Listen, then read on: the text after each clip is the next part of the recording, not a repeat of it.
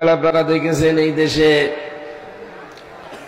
খ্যাতনামা একজন পীর সাহেব সৈয়দ রেজাউল করিম হাফিজাহুল্লাহ, তার কাছে এতদিন যারা বলতো কোরআনের সাথে ধর্মের সম্পর্ক নেই, কোরআনের সাথে রাজনীতির সম্পর্ক নেই, শরিয়া আইন আমরা বিশ্বাস করি না, এই মানুষগুলো এখন সেখানে যে দোয়া নিতে গেছে, শুধু দোয়া নিয়ে চলে এসেছে।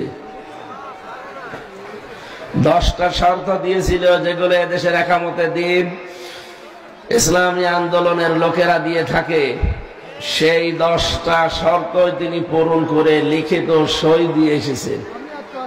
তার মানে এর দ্বারা গতকাল থেকে প্রমাণ হয়ে গেছে বাংলাদেশে ইসলাম ছাড়া জোর করে আপনি কিছু করতেও পারবেন না, টিকতেও পারবেন না।